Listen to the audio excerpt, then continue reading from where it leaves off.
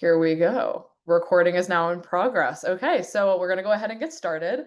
Thank you so much for joining us today. My name is Nina, and I am the Associate Director in the Tulane Alumni Career and Professional Development Office. And so I just want to go over just a few housekeeping things before I hand it off to Hallie. Please introduce yourselves in the chat if you can, and let us know where you're joining from. It's always fun to just kind of see the different places that we're all connecting from. So this session, as I said, is being recorded. It will be uploaded to our YouTube channel. I will drop the link in the chat in a second, but we have over like 70 past PDS videos that you guys can watch and use for your own professional development. And so you should definitely go and check that out. So I'll drop that link there. But our topic today is about informational interviews, and we have Hallie Crawford leading us in today's session. If you have questions throughout, you can put them in the chat and Hallie will kind of monitor that, and we'll maybe circle back to them at the end, maybe kind of get to them as we go. But yeah, so we should be in for a great session. Hallie's sessions are always awesome and super informative. So I'm very excited for today's. So I'm going to hand it off now to Hallie so that she can introduce herself. Thanks, everybody. Thank you, Nina. Greatly appreciate it. And I'm very excited to be here with you all today. We do have a great turnout, which I think is just makes sense with what's going on in the workforce, layoffs, everything else that's been going on this year. So we're going to talk today about 5 specific ways to help you conduct successful informational interviews for different purposes. It could be for job searching, it could be for learning about a new career path, it could be for something different. So we're going to talk about all of these tools to help you be more successful with them, because what we find with our clients is they might be talking with people, but they might not be getting what they want out of those conversations. So just by way of really quick introduction, I'm Hallie Crawford. I'm based in Atlanta, Georgia. I've partnered with Tulane for the past several years, which has been wonderful. But I'm a certified career coach, and I've been coaching and training since 2002. So my running joke, at least still these days, is I have gray hair coming in, but I'm still able to cover it up at least a little bit. We'll see how it goes over the next few years as I get into my mid-50s. My undergraduate degree is from Vanderbilt University, and I have a master's degree from the University of Illinois.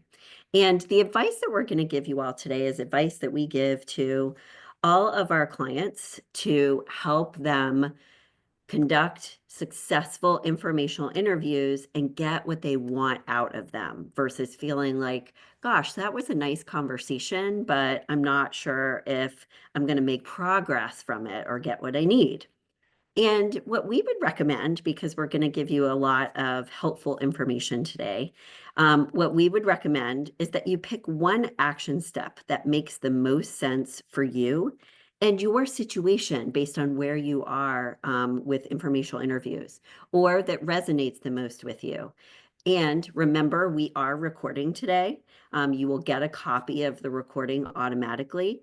And we are also happy to share our slides with you as well. You'll see on our next slide, there's a QR code for that. And Nina, I can't remember if we sent you a link to the slides, but if you don't mind putting that in the chat box, there's no rush. But for some reason, I'm having trouble posting into the chat. So I might ask you to do just a couple of quick things for me as we go today. Yeah, of course. I also have the link to the little handout. Would you like me to share that yet, or should I share that at the end? Let's do the handout in the slides now, if we Cool. could. That would be great. Awesome. And then we'll go from there and share more kind of as we progress. So the handout, everybody, is for you to kind of follow along if you want to take notes with some reminders. And then also the QR code here will enable you to download the slides. So we'll share that with you again later today. And Nina will get that into the chat box as well. So you'll see the handout already there, and then we'll give you the slides.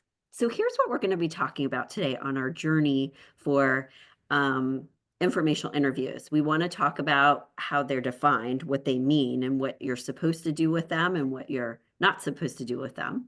The obstacles that people typically encounter when they're thinking about informational interviews and how to get past those.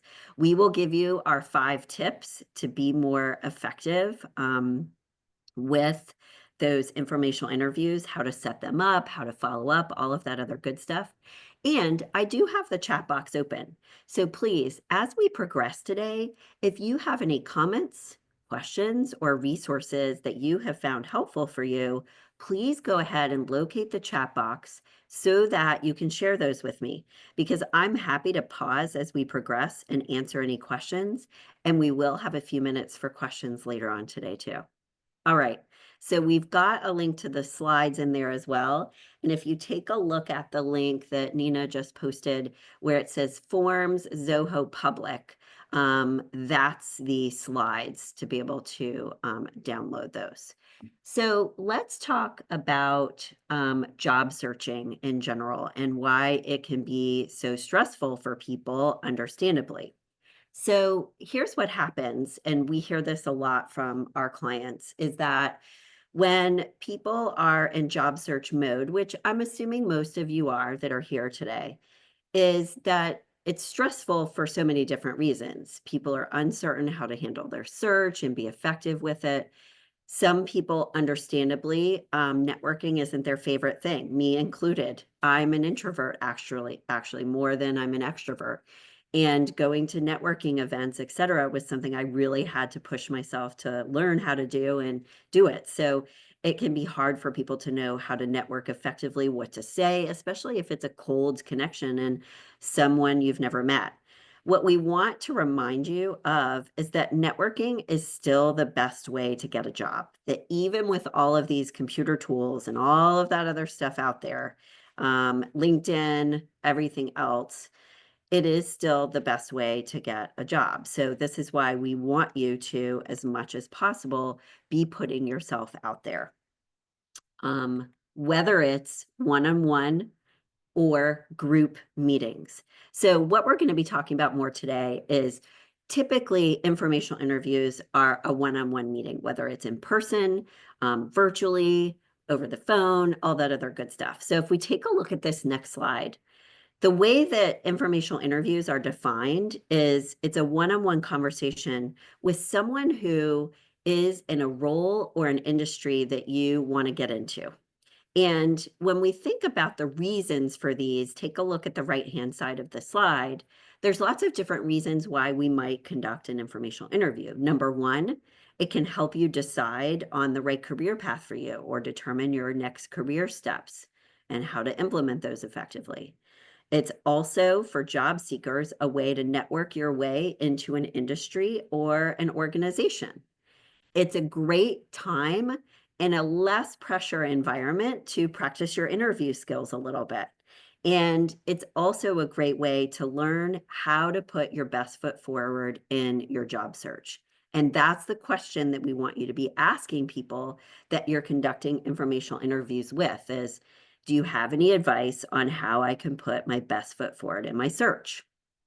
So what informational interviews are, it gives you an opportunity to get firsthand knowledge from the horse's mouth, so to speak, what it's really like to work in that field, get an inside perspective on what it's like to work in that industry or at that organization, gives you a chance to make a connection and begin to create or expand your network, find other people to network with. And like we said, although it's not a formal interview, we still want you to be very professional with your informational interview, but it's less pressure, understandably, because that person that you're talking with isn't the hiring manager. So it's good to practice these things before you have actual interviews. So what an informational interview is not, and this is actually really important, is if we look in the middle here, it's not a chance for you to tell someone everything about yourself, take too much of their time, more than you all have agreed to, and not be focused with like an agenda and specific questions. It's not a time to ask for a job right then and there. You're not going to someone and saying, "Hi, can you help me get a job?" They're probably not going to get back to you or give you time. And it's also not a good idea to slack off and be overly casual about your goals or about the meeting. So like we said, it is less pressure, but we still want you to be professional. And we'd love to launch our first poll here if we could. I am really curious how many people have actually conducted a successful informational interview that are on the call with us today. And it's okay if you haven't. That's why we're here, and to help you be more effective with them. And if you have already, we'd love to hear in the chat, was it helpful for you? Was it not? And how was it helpful? Because sharing that information with everybody, I love it when we can learn from each other. That's always really cool too. So we'll give you a moment to fill this out. And actually, so far, as just so you know, as we get to the results here, we've got more people than not who have conducted an effective one, which is fantastic. So we'll give you another second. And when we're talking about, I see one question here, and then I'll go to the other one in just a few slides here. A successful informational interview is where you got some valuable information, advice, or valuable connections as a result of those, meaning the time spent was useful for you and it was a positive connection. That's how we define it. Okay. And we'll go ahead and do our results, I think, because sometimes not every single person participates. So we'll share the results. Awesome. Thank you for doing this. That's great. The majority of people have, which is awesome. And like we said, for those 38% who have not, that's why you're here. Do not feel bad. We're going to give you advice about how to do that more effectively.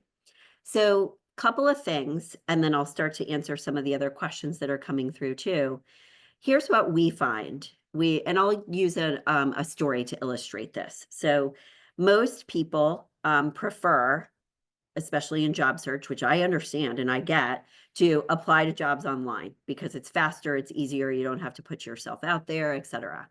And we hear from our clients and the people that they talk to that they are like, people don't use this tool enough as much as they should.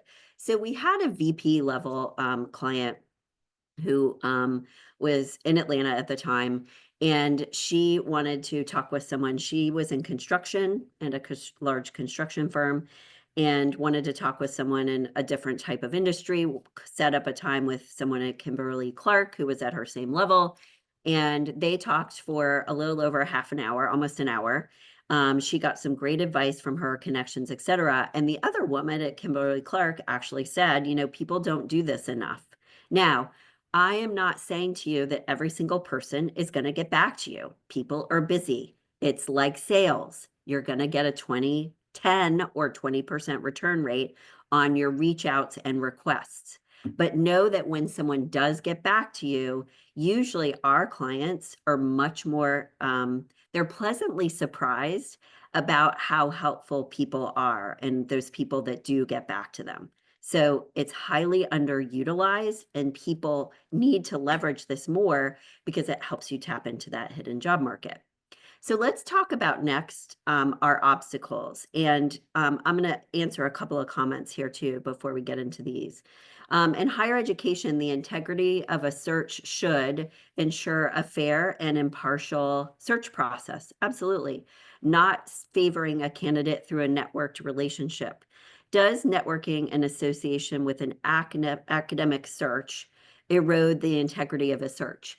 I think that's a very good point. And no, I don't think that it does. In all industries and roles, we want people to do this networking thing, so to speak, because at the end of the day, it's the job of the employer and the hiring manager and the interviewer to hire the best person for the job, regardless of that networking connection. The networking connection, all it does is helps that person that may not have seen the job posting, or maybe the job hasn't been posted yet, become aware of that opportunity. Okay. So in an ideal world, the person hiring is supposed to be impartial, and that's their job to do that. Okay. All right. So let's take a look at some of the obstacles. And thank you very much for sharing that because it's a really good point and question. Some of our negative assumptions that people have that end up being barriers to them either conducting informational interviews in the first place or being effective with them are listed on the left-hand side of this slide. A lot of our clients who are older and more senior level in their career, like I am, will say, well, those are for young people and recent grads. Or some people will feel like, gosh, I'm too shy. This is hard. Some people will say, I don't want to ask for help and look like I don't know what I'm doing, or I don't know, what I'm talking about.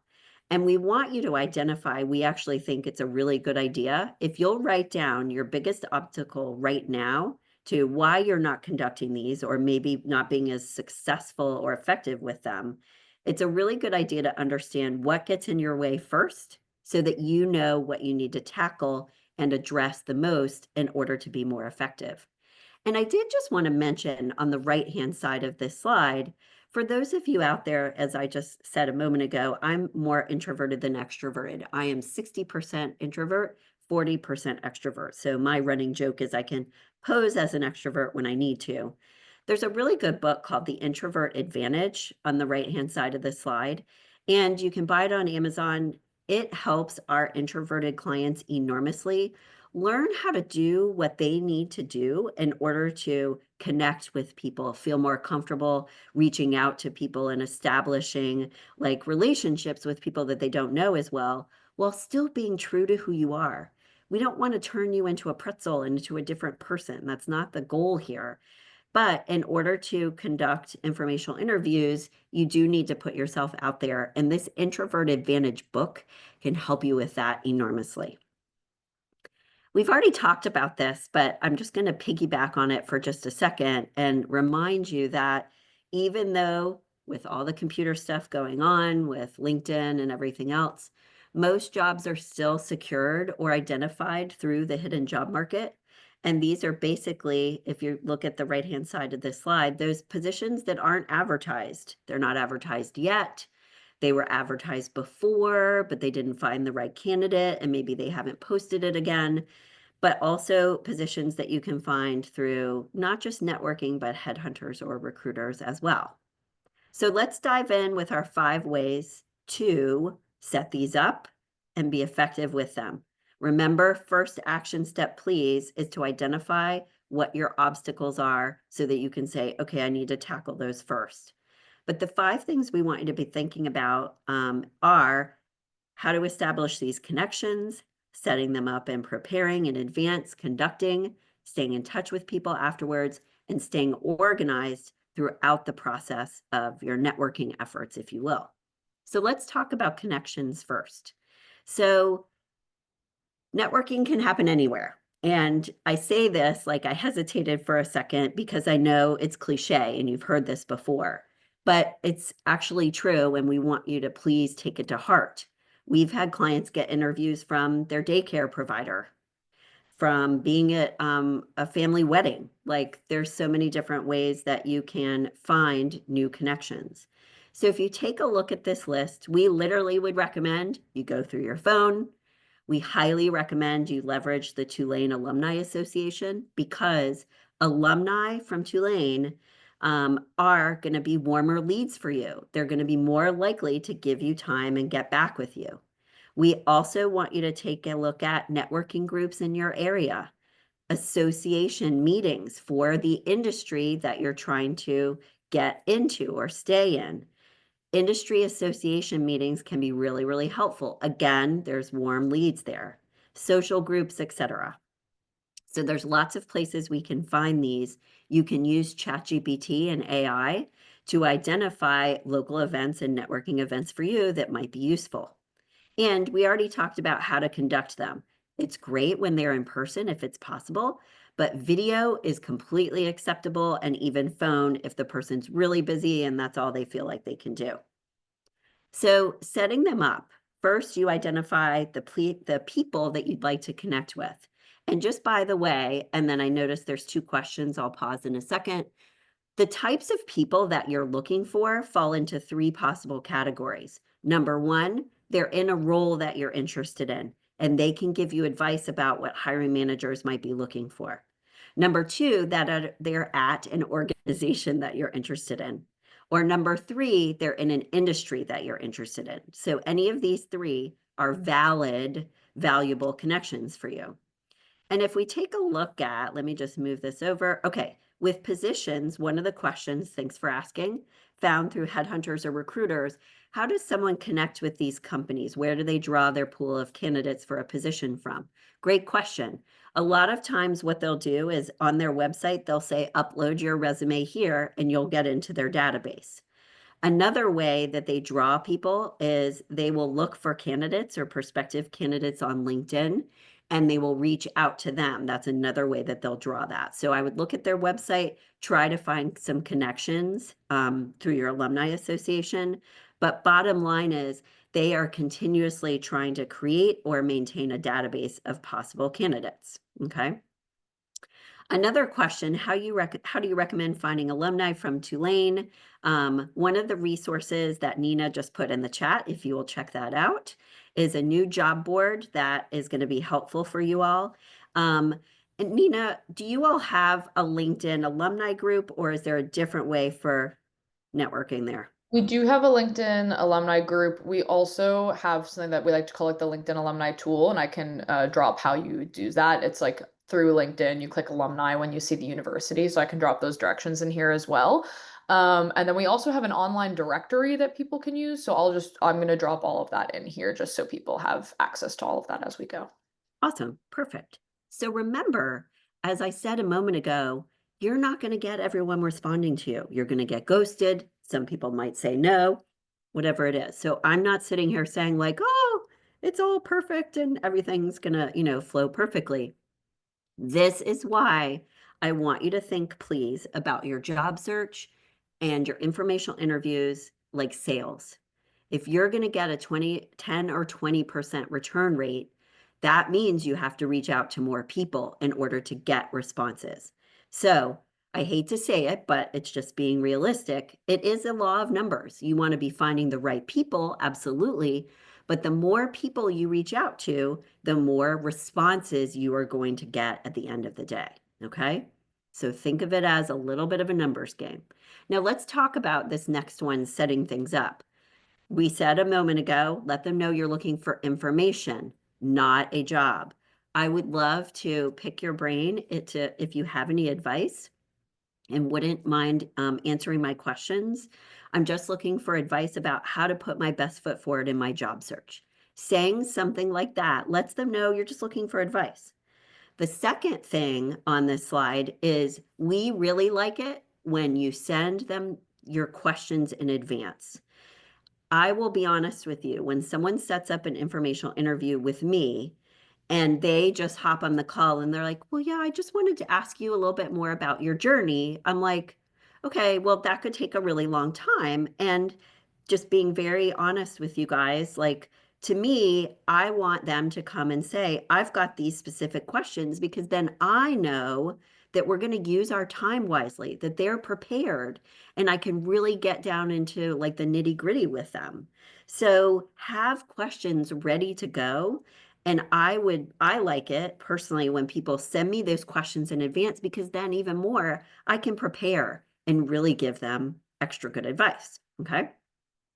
And then the final piece here at the bottom is let them know that you're not looking to talk to them, for hours on end. And I apologize, there's a typo here. It's not 120 to 30 minutes.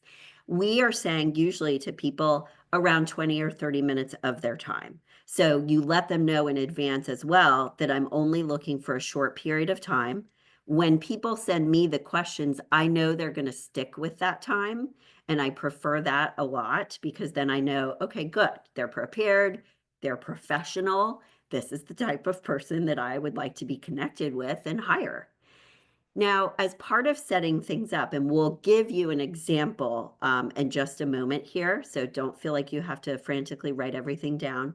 And remember, we've got a link to our slides. It's in the chat box, and I'll give you the link in a few more minutes too. But we recommend emailing or LinkedIn messaging people. And the basic formula, introducing yourself, how you came across their profile or how you found them. We like for people to email, not just like picking up the phone. That's a little too much. Letting them know up front that you're looking for an informational interview. And we really like it when people put times or time frames or general sense of time that you are available in the next couple of weeks. because this going back and forth and hunting and pecking for a time, it just makes things harder on the other person, and you want to keep it as easy as possible on them. So get their phone number if it's going to be phone. You set up the Zoom link and all of that other good stuff. Don't make them do it unless they proactively do and they want to. Okay, fine. And if you want a little bit of help with crafting your intro note and even getting ideas about questions, you can leverage AI. Be careful, please, with AI with your search in general, though, across the board, because employers and recruiters, they tell us that they can tell when something is solely written by AI and they don't like it. There's a cadence to it. It sounds a certain way and they know it. So if you're going to use AI for any part of your search, resume, LinkedIn, anything else, feel free to get ideas from it, but then change it into your own language because they can tell. And I think this next generation that's coming up, like with my 17-year-old son, they're going to be like really, really on it and know. Now, here's a quick example email template. I'm not going to read it out to you. You can download the slides, like we said, and listen to the recording. But this, we're looking for something short and sweet. If you notice here, you're giving them a little bit of background, who you are, how you found them at the top. Would love and appreciate your time. You keep it short. Could we schedule something? Here are general times that I'm available. Those are the types of things we like for people to say to make it as easy as possible on the other person, but also let them know I'm going to be professional with your time and everything else. Let me answer this question. Another good one. Is there a risk you will get responses to questions by email and lose the opportunity to make the personal connection? Yes, in some cases that is true. So here's what I recommend. It's a great question. If you'll notice here, I don't have the questions in this first one. What you can do is once the meeting is set up, you can then send them the questions and say, thanks so much for setting this up. Here are a few of the questions I would like to ask if it's okay with you. So send those in the confirmation email, if you will. Okay. Now, when you're thinking about your questions, and thanks for asking that, here are some of the things that you might ask depending on your situation. Okay. Now, if you take a look at these questions here, some of them are more relevant for you're trying to learn what the job requires, what it's like to work at that company, and get a feel for like what that job might be like. Some of these questions are a little bit more about your job search. So depending on who you're talking to and what kind of information you'd like to gain from the time with them, you're going to adjust your questions. Now, you can use ChatGPT for example questions and ideas, massage them a little bit, like we said. And do me a favor, like when you're preparing your questions, don't ask them really basic questions that you could find on the company website or find on their LinkedIn profile. You want to look like you took the time to prepare, and you want to leverage this time to get deep questions that you can't find online answered. Like, you know, do you have any connections or do you know of any recruiters? Have you worked with any recruiters in the past that you liked? What are keywords that your organization really looks for? What are buzzwords for your organization that I should really make sure I put on my resume or LinkedIn? Things like that, that only someone within the organization or industry would know. That's the kind of stuff you want to be asking them. Okay. And this is part of why we want you to do some research to understand like just enough to be dangerous in the informational interview so that you speak their language. You understand what some of the trends are already. You've done your homework on their organization. You've checked out this person's LinkedIn profile. So you know if there are any other kind of common points that you have, any common background, understanding what their background is. So do enough homework so that you seem like you know what you're talking about, at least to a certain extent, and you've prepared.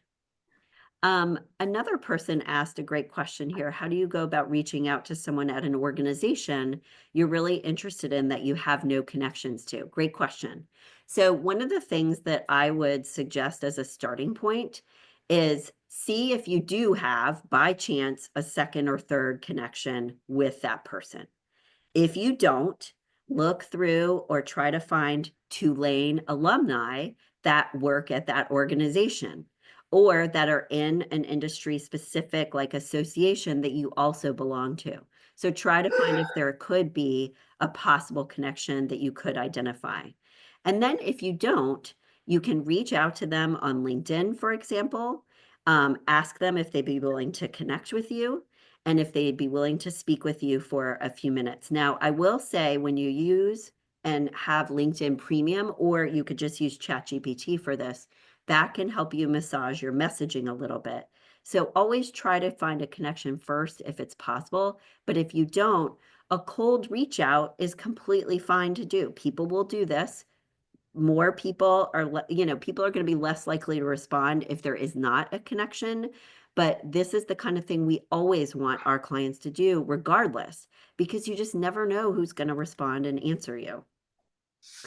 I always want to mention if you feel like you need more help with any of your messaging and languaging and getting deeper into informational interviews and some of the other features that are on LinkedIn with premium, like the I'm hiring, etc. We always do a free consult for people interested in our coaching services.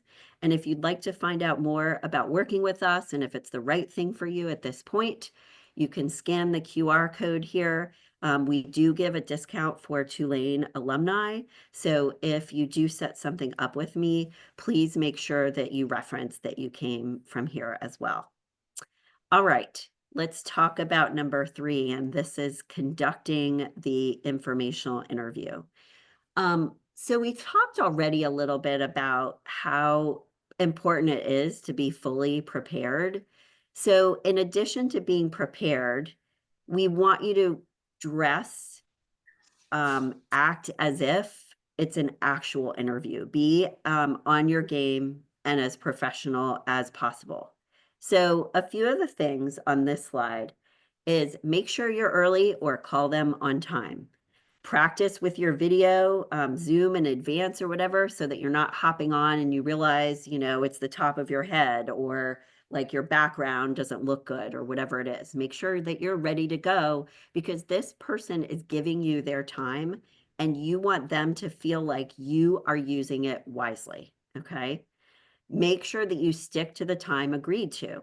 So I always want our clients to have their watch out and they are paying attention to where we're at with time. Don't make the other person do it.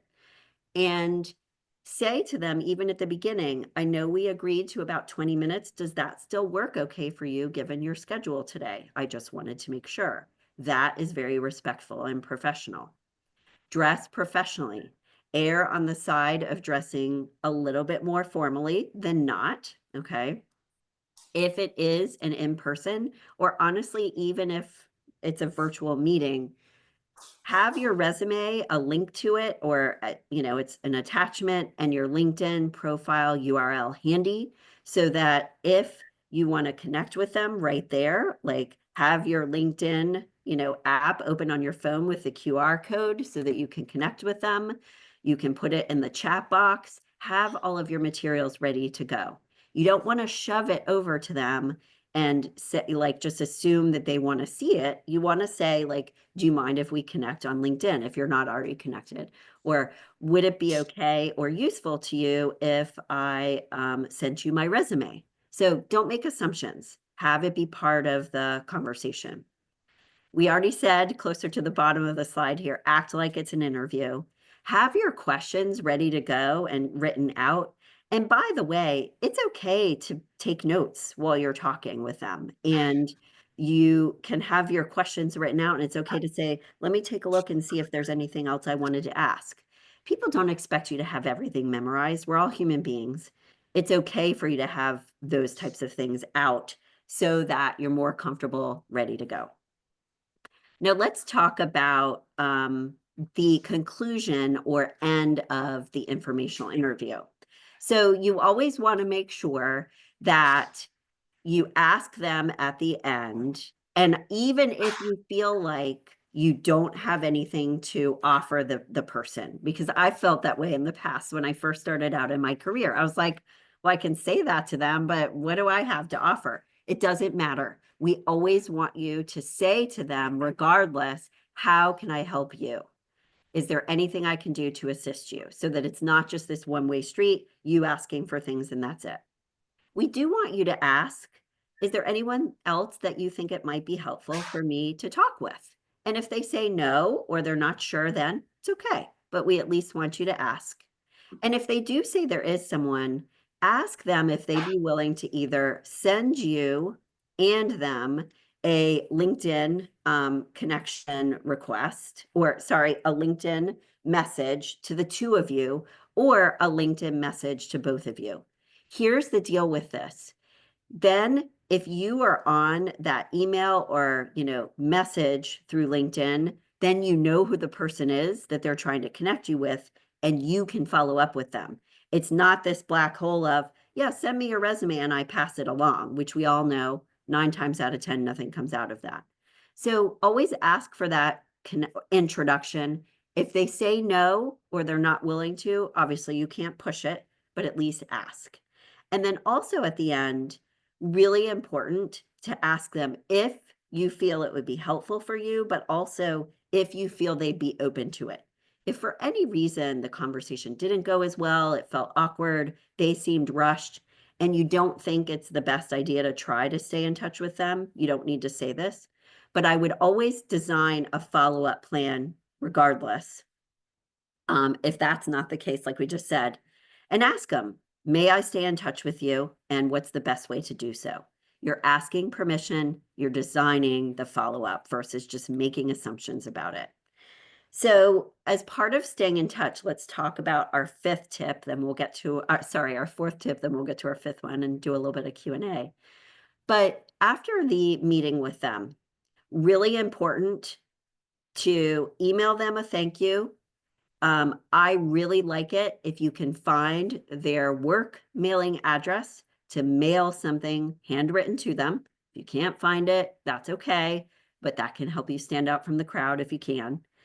Make sure that you connect with them on LinkedIn. People tend to forget this. If you're not already connected with them on LinkedIn, and maybe you didn't find them on LinkedIn, people are usually like, oh, phew, it's over. And then they forget this additional part. So make sure you do that. On the right-hand side of the slide, if they gave you any referrals and they went ahead and sent that message or said, go ahead and connect to Robert, I don't need to make the intro. Okay, fine. Make sure that you do that immediately because it's going to be fresh in everyone's mind. And then we like to have our clients, and this is part of staying organized, which we'll talk about more in a moment. We have an Excel spreadsheet that we give to our clients for their job search that helps them stay organized throughout their search. And one of the tabs is networking connections. You need to keep track. If you're doing this right, remember the numbers game that we said earlier, you're going to have a lot of people that you're talking to and or reaching out to. So you want to keep track in Excel of all of the information that was shared, the dates, et cetera, and then go ahead and check in with people every few months as your search progresses. You can send them an article, you can send a referral their way, you can update them like on your search in general. You can think of ways to contact people. One of our coaches was working with a client this morning, and he has gone through like a lot of, I mean, he's probably made like 300 connections, give or take, of since the beginning of the year, let's just say. And he's almost exhausted, like obviously his existing network. So he goes back to his list and kind of refreshes a little bit again and goes back to people again. This is going to depend on how long your search takes. But you want to make sure that you close out the immediate conversation with a thank you, and then create a plan with them and or in your own head of how and when you're going to follow up with them. And then finally, with our last step, which is number 5, if you are doing this correctly and you've got your Excel spreadsheet to track all of the information that's listed on this slide here, you should be able to pop open your sheet once a day, twice a week, whatever time you have to work on your search, and know exactly what needs to be done that week and where things stand. So what we find, and we'll go ahead and launch this poll here if we could. This is our second and last poll for today. We want our clients to have a daily and weekly schedule for their search, which includes a schedule for networking, meaning I'm going to go to, one or two events that every week. I'm going to reach out to, 10 new connections on LinkedIn to beef up my network. And I'm going to conduct like 2 or 3 informational interviews every week. Now, these are goals that I would say are for people who are working less or not as much. But I will tell you, as we said earlier, that remember, it's a law of numbers. So even if you are working, we want you to, and full time, we want you to push yourself to get your numbers a little bit higher of how many people you're speaking with, et cetera, like we said, and incorporate not just applying online, doing the other things as we said earlier, but that networking is part of that weekly schedule. And it looks like so far, most people do not, which that's why you're here. It's totally okay. I'm thrilled we've got a few people that do. That's awesome. What we find here is if you look at our poll results and think about this a little bit more, is that it's kind of like a snowball effect. The more you do this, you'll get into a groove of it more of, okay, well, it makes sense for me to do my networking a little bit more like Wednesdays and Thursdays, because most people in the office, like Mondays, they're slammed. Tuesday, it takes them another minute to kind of get into the groove of their week. So you pick days of the week that work for you or make the most sense and just build this in and say, I'm going to spend at least 10 minutes every day or 30 minutes twice a week on my networking efforts. Set goals for yourself because it's going to help you enormously with feeling like you're more in control of your search. And that's because that's one of the, biggest things our clients will tell us, and then we'll start to move to Q&A here in a second. So go ahead and put other comments or questions in there too. Is kind of the running joke, right? Is if we knew I would get a new job like July 1st, I would just go on a cruise for the next couple of weeks or whatever it was. Job searching can have us feel out of control in a lot of ways, and it can be really stressful because of that. But when you create a schedule for yourself, a routine, and specific goals, it helps you feel more in control of what's going on than not. We've got a really great boot camp coming up, and it actually, one of the sessions starts next week. We do have ones coming up a little bit further out as well. But I wanted to just share this QR code because we talk about informational interviews, but a lot more, how to use AI in your search and different ways, how to leverage that I'm hiring feature and other things that LinkedIn Premium provides to you, which we do feel is a worthwhile investment, just by the way. What you need to do to update your resume, how to get past the scanning systems, all of that other good stuff. And if I go back to the example that I shared a few moments ago about our client who has been searching since the beginning of the year, and he's got an interview next week for a job that is going to be perfect for him. He found it through networking. He's more of a CEO level client that we're working with now. So his situation is a little bit different, but he's still been working full time. And I got to tell you, I've been so impressed with him. Even with his full-time job, he has been going to multiple events every week. When he got on the phone with our coach this morning, it was 11 a.m. Eastern time, and we were already his fourth call that he had. So again, like we said, it's a game of numbers. So please work towards that as much as you can. There's also a link about our boot camp in the chat box as well. Thanks for sharing that, Nina. So let's pause for a moment. And we would love it if you would take just a second to write down one action step that you will take in the next week. It could be one of these that's listed on the slide. It could be something else. Remember, you can download the slides using the QR code here, so please feel free to use that. And then let me answer a couple of questions that came through. Someone said people cold reach out to me for informational interviews, and I always respond if they put in the first few lines why they were interested in speaking with me specifically. So sometimes people pull a random thing we have in common on our from your LinkedIn profile, and people are going to be more responsive. Absolutely. Thank you for sharing this. If you bother to read about them for 5 seconds and say, I'm really intrigued by this, they're going to feel like you took the time. So thank you for sharing that because you're absolutely right. Another person is saying, after completing my PhD, demoralized because I don't even know what I want to do anymore. Lyndon, I would set up a consult with us to talk about how we can try to help you with that, because that's what we do all day long, is figuring out the right career path for you and finding a fulfilling, rewarding career. So use the QR code there if you'd like. Another person is saying, as an international candidate looking to transfer from one employer to another, approach the situation during an informational interview, knowing that my profile will require more legal paperwork and expenses. I wouldn't be bringing that up in the informational interview because that's not relevant information at the time. What you could do is say, do you happen to know of, for example, any organizations that hire people that require a visa? And do you have any advice on maybe places that I might look for there?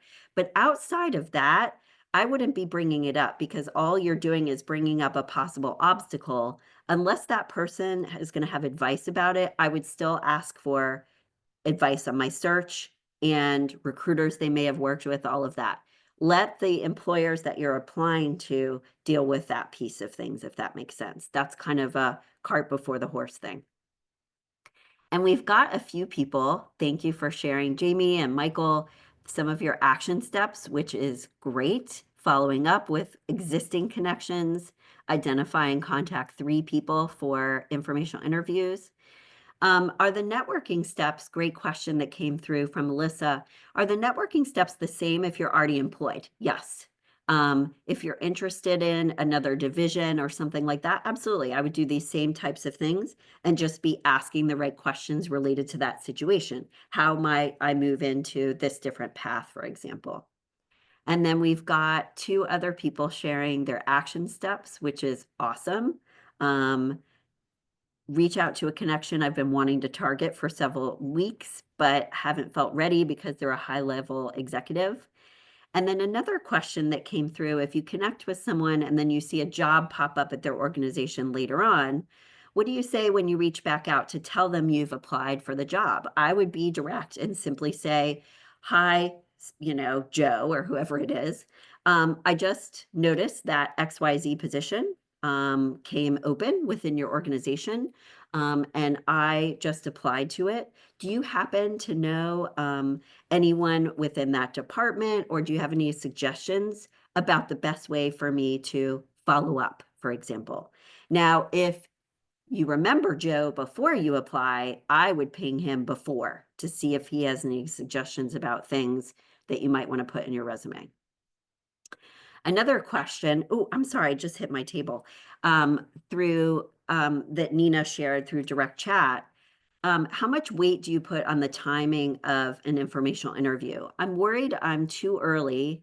I don't know exactly what I want to do and want to time it right versus reaching out. So it is a good idea to have a little bit of a better sense of what you want to do first, but informational interviews can be used, remember, to help you narrow down and brainstorm your ideas. You just want to let people know in advance that that's what you're wanting to ask them. I'd love to learn more about what a typical day is like, what strengths are required. So you're telling them, I'm not doing job search right now, I'm exploring opportunities. So it's not too early. You can ask that. And then another person shared, which is exactly right. In some cases, it's better to reach out, right, before applying, because if that organization has an internal referral link through their HR system, then you can get through that way. So those are 2 good reasons, the one I said earlier and this one as well, to ping someone or reach out to them before you apply. Okay, lots of good reasons to do that. Thanks for saying that too. And thanks for this question, Nina. How many informational interviews do you recommend I conduct during my job search? Honestly, a lot. It's hard to give, understandably, like an exact number, but I would be going for and saying to yourself, if you can conduct like 2 or 3 informational interviews every single week, your job search is going to go that much faster. So honestly, it could be upwards of like 50 plus informational interviews all told, and maybe even more during the course of someone's whole search. What I would say to this too is don't focus as much on how many at the end of the day, like, long term, but more so of how many I want to conduct every single week. That's ideally how we want you to think about it. Okay, good.